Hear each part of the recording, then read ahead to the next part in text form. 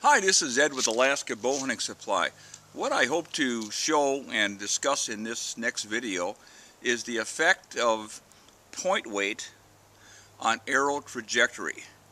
Bow hunters are very concerned that by adding heavier point weights to their arrows that they will get a trajectory drop that is going to be unacceptable. So in other words, the average broadhead today is about 100 grains. Bow hunters sight their bows in for 30, 40, 50 yards using a 100 grain point, and they feel that if they increase the point weight, they'll get a lob in trajectory. And I don't quite understand that. I thought about it, and it's kind of simple. Rifle hunters understand the concept of bullet weight and its effect on trajectory. In other words, if a deer hunter in Michigan has a 30 caliber 30-06 and he zeroes that rifle for 100 yards with a 125 grain bullet, but then gets an invitation to go to Canada to hunt moose, but the guide outfitter says you're going to need ideally 220 grain bullets for moose out of that 30-06. The experienced hunter would not buy 220 grain bullets, go to Canada hunting without zeroing the rifle for 220 grain bullets. As simple as that. They won't shoot as flat as 100 grains, so you have to compensate for that trajectory loss, but they're certainly going to penetrate better. That's why the guide says, hey, you're going to need a heavier bullet because this is a bigger animal. So bow hunters don't seem to really get that concept. They want to shoot lighter and lighter arrows, so they're faster and faster, and if we increase the point weight, we decrease the trajectory. Well, I want to show you why this may not necessarily be true to the extent that you think it is. So what I'm going to do today is shoot one arrow, and this is going to be a GrizzlyStik Momentum. Happens to be fletched with plastic vanes, but I also have tested them extensively with feathers. No difference. We've tested bows from the most modern compound to a primitive self bow, and there's really not a difference. They're different, obviously. They perform differently, but if you're used to that particular bow, it'll shoot as accurately as you can shoot it. So what we'll do is we're going to do for this test, use a Bowtech destroyer set at 70 pounds. But we're going to shoot it out of a very precise machine called a hooter shooter. It shoots a bow and its arrow literally in the same, with the same accuracy every time. In other words, you can shoot this arrow out of that hooter shooter Bowtech setup in the same hole at 20, 30, or 40 yards. There's no human involvement at all. But just for the sake of simplicity, we're going to use the Bowtech. And we're going to shoot at a bag target at 35 yards. And the machine is so precise with our arrows, it'll shoot the same arrow in the hole 3 shots that it'll go in the same hole. It's literally that accurate, provided there's no significant breeze. Today's a good day. It's nice and calm. And what we'll do is we'll mark the holes, and you'll be able to see where each arrow hit in terms of its grain weight of the point. Also, it's forward of center. Forward of center, extremely important if you're bow hunting, because the higher the forward of center, Dr. Ashby has proven this in his research, the higher the penetration, the deeper the penetration. The deeper the penetration, the higher lethality. So we're going to increase our point weights, and we're going to use the GrizzlyStik Field Point Test Pack. We have 6 points that are precision made from 100 315 grains. We'll start with the lightest.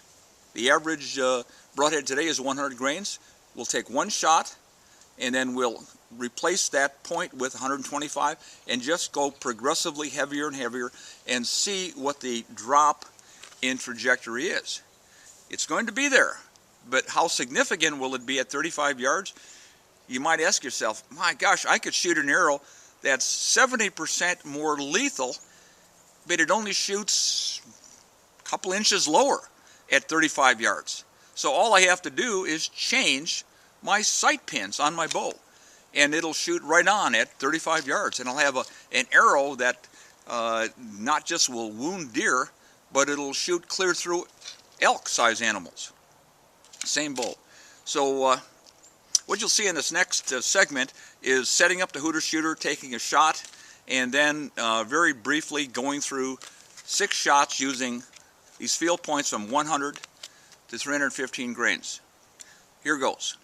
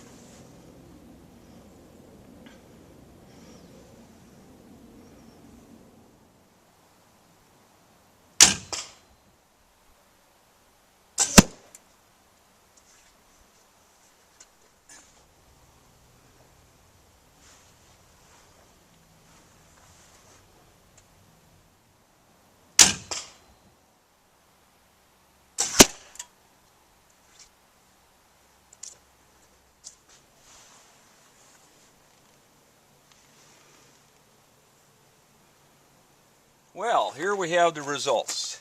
You saw for yourself. We centered at this particular bullseye right here. This is with the 70-pound Bowtech Destroyer with a GrizzlyStik 6580 with a 100 grain point. It shot off about a ½ inch from the zero. And that's perhaps because of a slight breeze, about a 3 to 5 mile an hour breeze we're having right here in Anchorage. Now, the second shot with the 125, 1 inch below that. Interesting though, we increased the weight 25 grains to 150, shot in the same hole. When we went up to 175 grains, it dropped only 1 inch below the 125, 150, but when we went to the 200 grain, also shot in the same hole. Only 2 inches below the zero arrow of the 100 grain. And then when we went to the 315 grain, it only shot 4 inches below. So you can see how easy this would be to adjust the trajectory of your bow and your arrows with different point weights. Again, the heavier the point weight you have, the greater the FOC, greater the lethality. Well, there you saw the results, I guess, in real time. Most bow hunters might find it hard to believe, but there you saw it in front of your eyes. Shooting arrows out of a 70-pound compound at 35 yards, what we did, it changed the forward of center.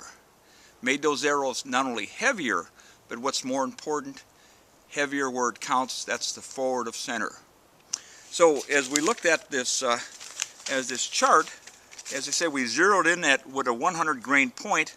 It had, what did I say, about 15% in the parallel shafts that you're probably shooting.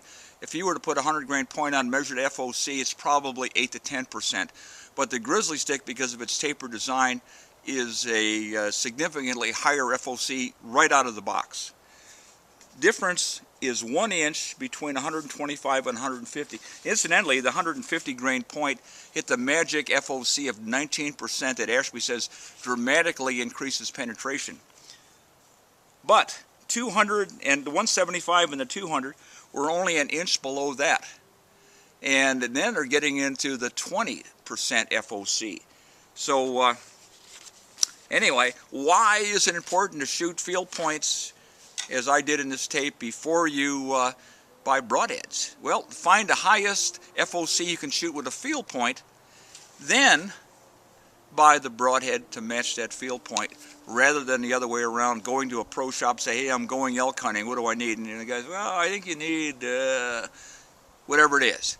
This way you'll find out what flies the best for you, the highest FOC that will give you the greatest penetration, and you'll have the greatest lethality.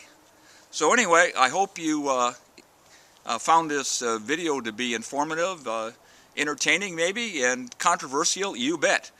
Try it out yourself. The results are for you to find. So anyway, good hunting this fall.